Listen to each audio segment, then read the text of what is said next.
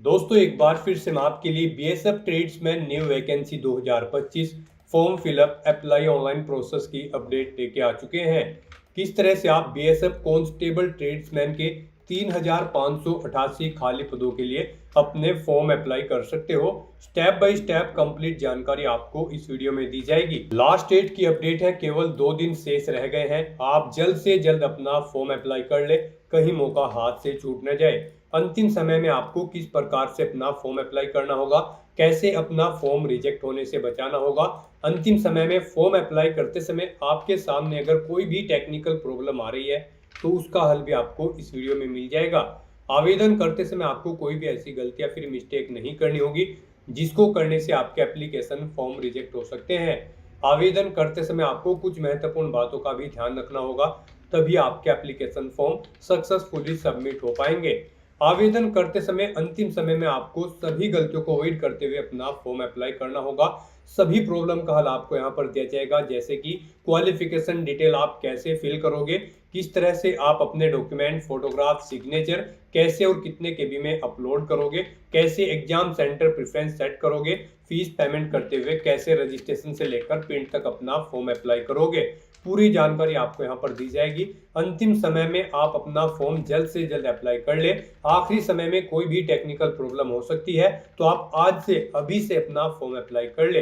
Complete detail के लिए आपको वीडियो शुरू से लेके एंड तक बिना स्किप किए हुए देखनी होगी। इस वीडियो को कंप्लीटली देखने पर ही आपके सभी सवाल और डाउट क्लियर होंगे। तो चलिए दोस्तों, बिना कोई वक्त कमाए शुरू करते हैं BSF tradesman new vacancy form fill up की पूरी जानकारी। फॉर्म भरने से पहले आपको सबसे पहले हमारी वेबसाइट आईएनडी सरकारी नौकरी के इस पेज पर विजिट करना होगा, जिसका लिंक आपको नीचे description plus first comment box में मिल जाएगा। और हमारे इस पेज पर विजिट करके आप यहां से बीएसएफ ट्रेड्समैन का फॉर्म अप्लाई कर सकते हो। बॉर्डर सिक्योरिटी फोर्स, सीमा सुरक्षा बल, बीएसएफ के अंतर्गत कांस्टेबल ट्रेड्समैन की भर्ती निकली हुई है। 3588 वैकेंसीज है मेल और फीमेल के लिए। लास्ट डेट की अपडेट है 23 अगस्त 2025 तक आप अपने फॉर्म अप्लाई कर ले। केवल 2 ही दिन शेष रह गए हैं। 21,700 से 69,100 लेवल 3 के अंतर्गत सैलरी है।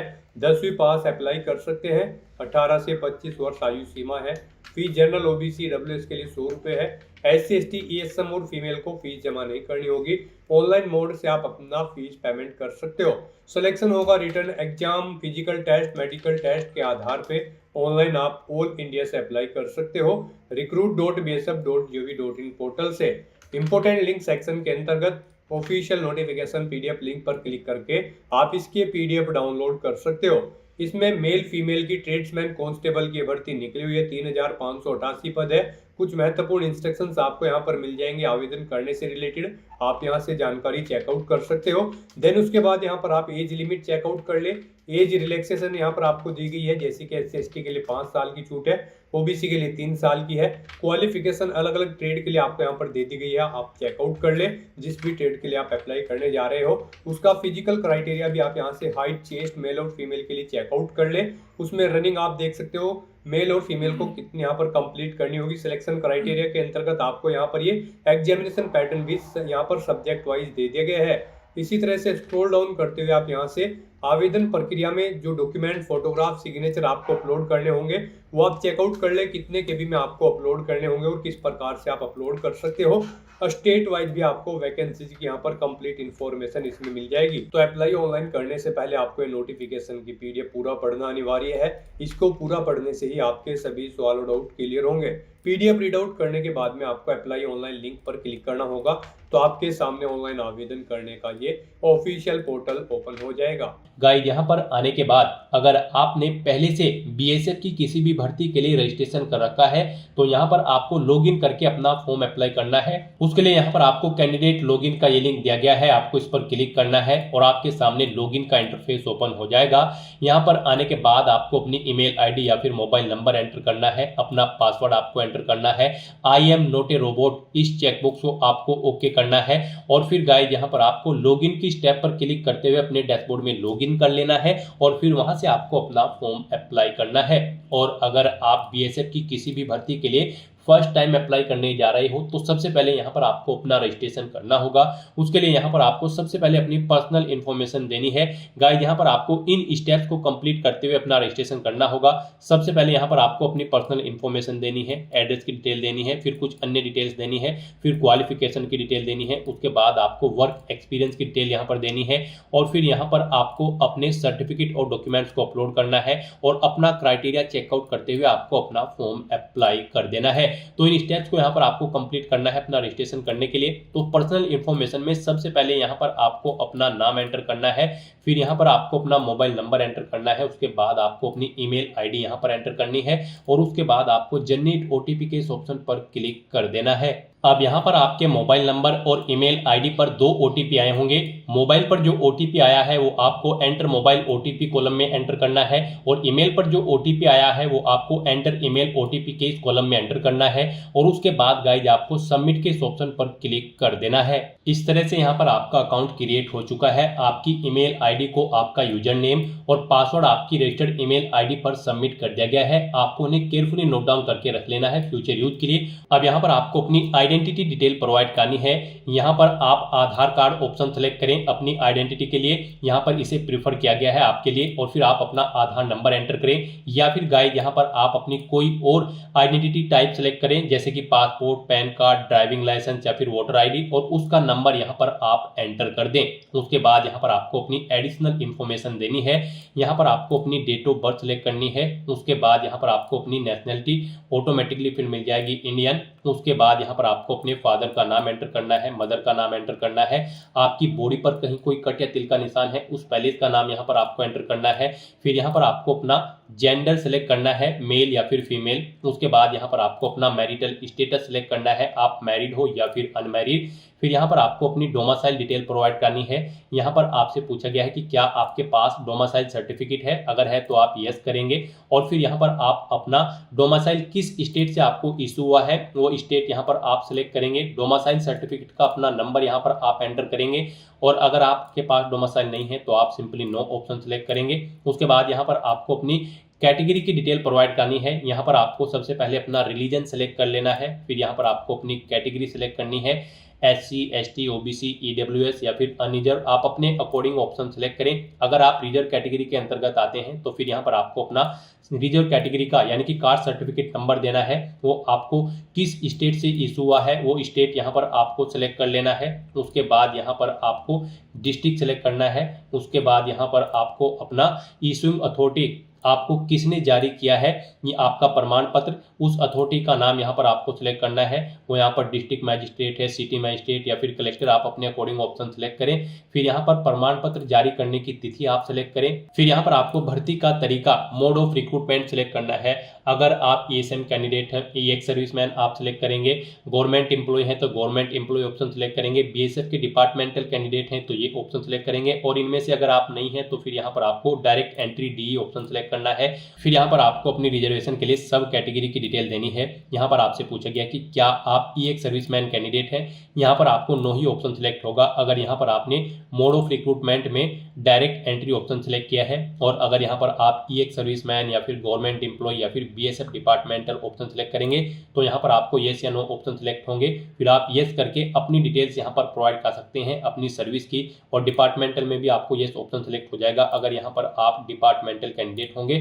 फिर यहाँ पर आपको अपनी डिटेल प्रोवाइड करनी होगी सर्विस की, नहीं तो यहाँ पर अगर आप डायरेक्टली एंट्री ले रहे हैं तो यहाँ पर आपको नो ही ऑप्शन शो होंगे। इस तरह से अपनी ये सभी डिटेल्स फिल करने के बाद फिर आपको सेव एंड नेक्स्ट के इस ऑप्शन पर क्लिक कर देना है। नेक्स्ट यहाँ पर आपको अपने एड्रेस की डिटेल देनी है। यहाँ पर आपको अपना परमानेंट एड्रेस एंटर करना है। उसके बाद आपको अपना कोरोस्पोंडेंस एड्रेस एंटर करना है, और अगर आपका कोरोस्पोंडेंस एड्रेस आपके परमानेंट एड्रेस के अकॉर्डिंग सेम है तो यहाँ पर आप सेम एज परमानेंट एड्रेस के चेकबॉक्स को ओके कर देंगे।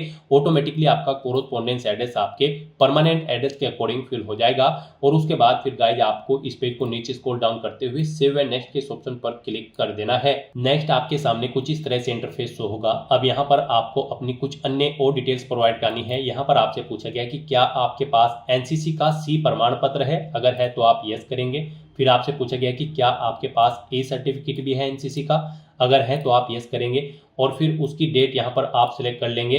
यहाँ पर आप सिलेक्ट करें किस डेट को आपका प्रमाण पत्र आपको इशू हुआ है। उसके बाद यहाँ पर आपसे पूछा गया कि क्या आपके पास बी सर्टिफिकेट भी है, अगर है तो यस करें और उसकी डेट भी यहाँ पर आप सिलेक्ट कर लें। फिर आपसे पूछा गया कि क्या आपके पास सी सर्टिफिकेट भी है एनसीसी का, अगर है तो आप यस करें और उसे प्राप्त करने की डेट भी यहाँ पर आप सिलेक्ट कर लें। और गाइज अगर आपके पास एनसीसी का सी प्रमाण पत्र नहीं है तो सिंपली यहाँ पर आप नो ऑप्शन सिलेक्ट करेंगे। फिर आगे की डिटेल आपको नहीं देनी होगी। उसके बाद आपसे पूछा गया है कि क्या आपके पास कोई स्पोर्ट अचीवमेंट खेल की उपलब्धि है, अगर है तो आप यस करें और फिर उसकी डिटेल यहाँ पर आप प्रोवाइड कराएं।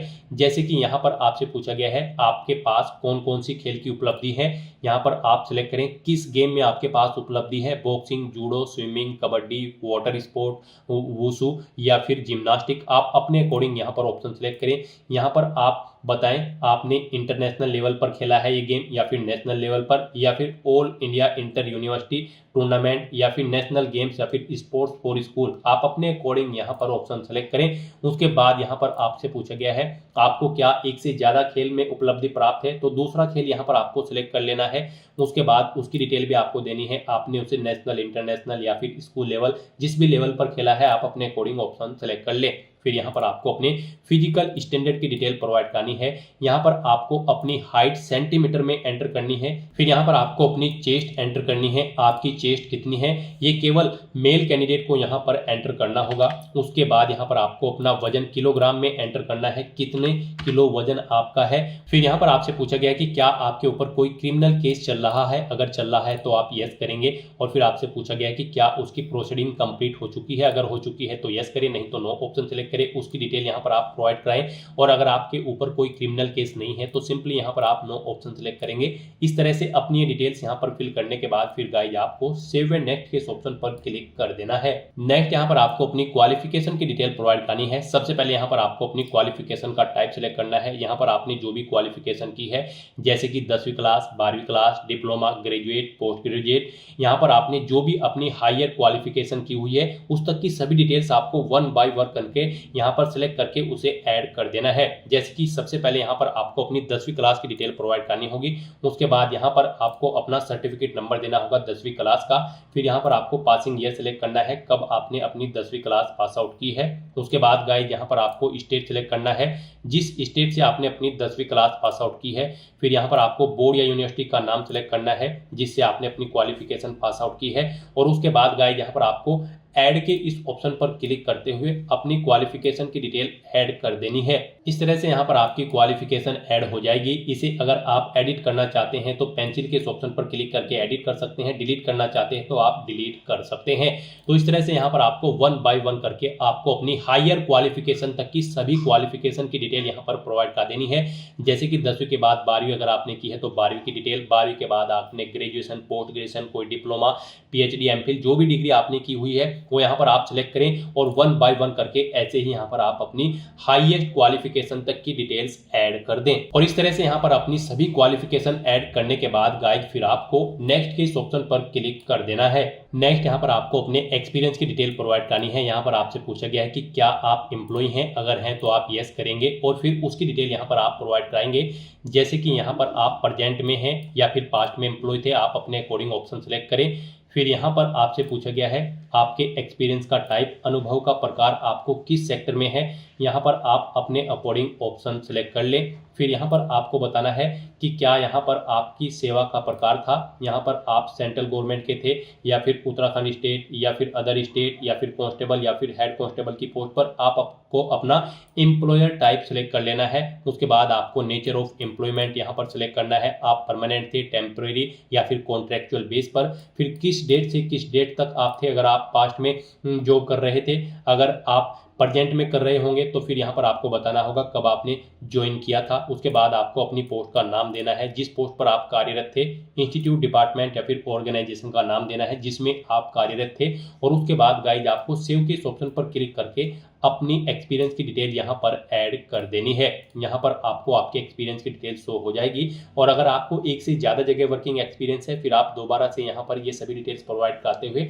अपने एक्सपीरियंस की डिटेल सेव के ऑप्शन पर क्लिक करते हुए यहाँ पर सेव कर दें। से वन बाय वन करके यहाँ पर ऐड हो जाएंगे आपके एक्सपीरियंस की डिटेल। और फिर गाइज यहाँ पर आपको सेव एंड नेक्स्ट के इस ऑप्शन पर क्लिक कर देना है। और गाइज अगर आपको एक्सपीरियंस नहीं है तो सिंपली यहाँ पर आप नो ऑप्शन सेलेक्ट करेंगे, उसके बाद आपको कुछ भी डिटेल नहीं देनी है और फिर आप सेव एंड नेक्स्ट के इस ऑप्शन पर क्लिक कर देंगे। नेक्स्ट यहाँ पर आपको अपना फोटो, सिग्नेचर और डॉक्यूमेंट्स अपलोड करने हैं। इनके लिए आपको गाइडलाइन दी गई है। यहाँ पर आपका जो फोटो होगा वो 30 KB से 100 KB के बीच में होना चाहिए। सिग्नेचर आपके 20 KB से 50 KB के बीच में होनी चाहिए। क्वालिफिकेशन, कास्ट, एक्सपीरियंस सर्टिफिकेट, जो बाकी के सर्टिफिकेट्स हैं वो यहाँ पर आपके 30 KB से 100 KB के बीच में होना चाहिए। और इन डॉक्यूमेंट्स का फॉर्मेट आपका JPG, JPEG, PNG या PDF होना चाहिए। तो इन डॉक्यूमेंट्स को अपलोड करने के लिए आपको यहाँ पर अपलोड फोटो, अपलोड सिग्नेचर या फिर अपलोड 10th मार्कशीट या फिर 12th certificate, upload graduate certificate, post graduate certificate, यहाँ पर आपने जो भी क्वालिफिकेशन की होगी उसके अकॉर्डिंग यहाँ पर आपको ऑप्शन शो कर दी जाएंगे। आपको इन्हें वन बाय वन करके अपलोड करना है। तो यहाँ पर आपको अपलोड फोटो या फिर अपलोड सिग्नेचर या फिर अपलोड सर्टिफिकेट के ऑप्शन पर क्लिक करना है। फिर आपको ड्रॉ फाइल्स टू अपलोड के ऑप्शन पर क्लिक करना है। फाइल्स को सेलेक्ट कर लेना है और वन बाय वन करके आपको अपने इन सभी डॉक्यूमेंट को यहाँ पर अपलोड कर देना है। यहाँ पर अगर आपके इन डॉक्यूमेंट का साइज कम या ज्यादा है तो आपको गूगल पर जाना है और वहां पर इमेज रिसाइजर टाइप करना है। मल्टीपल ऑनलाइन वेबसाइट आपके सामने ओपन होंगी, उनमें आप अपने जिस भी डॉक्यूमेंट का साइज कम या ज्यादा करना चाहते हैं उसे अपलोड करें और अपनी रिक्वायरमेंट के अकॉर्डिंग सेट करके उसे डाउनलोड करके फिर यहाँ पर आप अपलोड कर दें। इस तरह से अपने सभी डॉक्यूमेंट्स यहाँ पर आपको वन बाय वन करके अपलोड कर देने हैं। फिर आपको इस पेज को नीचे स्क्रॉल डाउन करना है, आई डू हर्बी डिक्लेयर के चेकबॉक्स को ओके करना है और फिर गाइड आपको सेव एंड नेक्स्ट के इस ऑप्शन पर क्लिक कर देना है। नेक्स्ट आपके सामने कुछ इस तरह से इंटरफेस शो होगा। यहाँ पर आपका रजिस्ट्रेशन सक्सेसफुली कंप्लीट हो चुका है BSF के पोर्टल पर। अब यहाँ पर आप जिस भी भर्ती के लिए अप्लाई कर रही हैं BSF की, उसके लिए आपको पोस्ट सेलेक्ट करनी है। यहाँ पर हम आपको BSF कांस्टेबल ट्रेड्समैन की भर्ती के लिए अप्लाई करके दिखा रहे हैं। तो यहाँ पर आपको पोस्ट सेलेक्ट करनी है।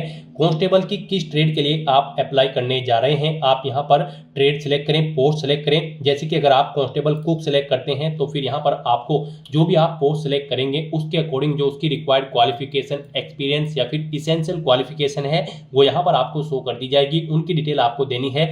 यहाँ पर इस पोस्ट के लिए आपसे पूछा गया है कि क्या आपने 10वीं क्लास या फिर इसके इक्विवेलेंट कोई एग्जाम पास आउट कर रखा है किसी रिकॉग्नाइज बोर्ड से, जो कि रिक्वायर्ड है इस पोस्ट पर अप्लाई करने के लिए। तो यहाँ पर आपको यस ऑप्शन सेलेक्ट करना है, तभी आप अप्लाई कर पाओगे। उसके बाद यहाँ पर आपसे पूछा गया है कांस्टेबल कुक की पोस्ट पर अप्लाई करने के लिए आपने national skill qualification framework NSQF level 1 का कोर्स कंप्लीट कर रखा है फूड प्रोडक्शन में, या फिर kitchen from national skill development corporation से, या फिर किसी इंस्टीट्यूट, रिकॉग्नाइज इंस्टीट्यूट से जो कि नेशनल रिकॉग्नाइज डेवलपमेंट कॉर्पोरेशन हो। तो यहाँ पर भी आपको यस ऑप्शन सेलेक्ट करना है।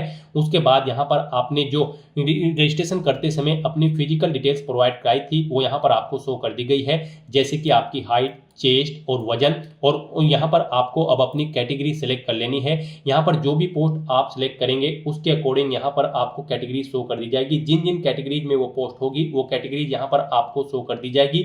यहाँ पर आप अपने अकॉर्डिंग अपनी कैटेगरी सेलेक्ट करें। उसके बाद यहाँ पर आपको अपना डोमिसाइल सर्टिफिकेट अपलोड करना है। आप अपलोड डोमिसाइल सर्टिफिकेट के ऑप्शन पर क्लिक करें और यहाँ पर ड्रॉप फाइल्स के ऑप्शन पर क्लिक करें, फाइल को सेलेक्ट करें और अपना डोमिसाइल सर्टिफिकेट अपलोड कर दें। डोमिसाइल सर्टिफिकेट आपका JPG, JPEG, PNG या फिर PDF फॉर्मेट में होना चाहिए। और इस तरह से अपने डिटेल्स यहाँ पर प्रोवाइड करने के बाद फिर आपको सेव एंड नेक्स्ट के इस ऑप्शन पर क्लिक कर देना है। नेक्स्ट आपके सामने कुछ इस तरह से इंटरफेस शो होगा। आपको आपके एप्लीकेशन फॉर्म का पूरा प्रीव्यू यहाँ पर शो कर दिया गया है। आपको सभी डिटेल्स केयरफुली चेकआउट करनी है। कहीं पर कोई मिस्टेक है तो आप बैक बटन पर क्लिक करके एडिट कर सकते हैं।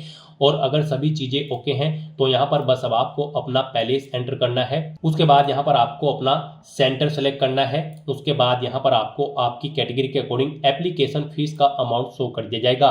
गाइस यहाँ पर रिजर्व कैटेगरी कैंडिडेट के लिए केवल पोर्टल चार्जेस हैं और अनरिजर्व कैटेगरी कैंडिडेट के लिए यहाँ पर 100 रुपये plus portal charges application fees के रूप में रखे गए हैं।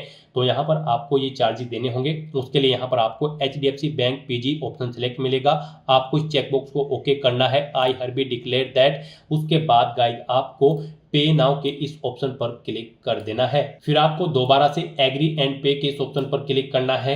नेक्स्ट आपके सामने फीस पेमेंट का इंटरफेस ओपन हो जाएगा। गाइस यहाँ पर आप debit card, credit card, net banking, wallet या फिर यूपीआई के माध्यम से अपना फीस पेमेंट कर सकते हो। यहाँ पर आपके लिए सबसे बेस्ट ऑप्शन यूपीआई का रहेगा। आप यूपीआई के इस ऑप्शन पर क्लिक करें और यहाँ पर आप अपनी यूपीआई आईडी या फिर मोबाइल नंबर एंटर करके पे नाउ के ऑप्शन पर क्लिक करते हुए अपना फीस पेमेंट कर दे, या फिर क्यूआर कोड के थ्रू भी आप अपना फीस पेमेंट कर सकते हैं। आप जनरेट क्यूआर के इस ऑप्शन पर क्लिक करें। ये क्यूआर कोड यहाँ पर आपको शो होगा, आप इसे अपने यूपीआई से स्कैन करें और अपना फीस पेमेंट कर दें। सक्सेसफुली फीस पेमेंट करने के बाद यहाँ पर आपके सामने मैसेज शो हो जाएगा, आपका फीस पेमेंट यहाँ पर सक्सेसफुली कंप्लीट हो चुका है। अब यहाँ पर आप प्रिंट के इस ऑप्शन पर क्लिक करते हुए अपने एप्लीकेशन फॉर्म का एक हार्ड कॉपी प्रिंट आउट ले सकते हैं फ्यूचर यूज के लिए, फ्यूचर रेफरेंस के लिए। और उसके बाद गाइस यहाँ पर आपको बैक टू होम के इस ऑप्शन पर क्लिक करना है। फिर आपको आपके डैशबोर्ड में डायरेक्ट कर दिया जाएगा। यहाँ से आप चेकआउट कर सकते हो। आपका कांस्टेबल ट्रेड्समैन की पोस्ट के लिए जो फॉर्म था वो सक्सेसफुली यहाँ पर सबमिट हो चुका है। एप्लीकेशन स्टेटस में आपको सबमिटेड ऑप्शन शो कर दिया जाएगा। यहाँ पर आप अपनी एप्लीकेशन फीस का पेमेंट भी कर चुके हो, उसके लिए आपको पेड ऑप्शन यहाँ पर शो कर दिया जाएगा, यानी कि आप इस भर्ती के लिए सक्सेसफुली अपना फॉर्म अप्लाई कर चुके हो। तो दोस्तों ऐसे आप अपना बीएसएफ कांस्टेबल 3588 पोस्ट के लिए फॉर्म अप्लाई कर सकते हो स्टेप बाय स्टेप, बिना कोई मिस्टेक के हुए। आज की इस वीडियो में बस इतना ही। आई होप ये वीडियो आपको पसंद आई होगी। अगर पसंद आई हो तो इसे लाइक और शेयर करें। चैनल पर नए हो तो इसे सब्सक्राइब कर लें। Thanks for watching.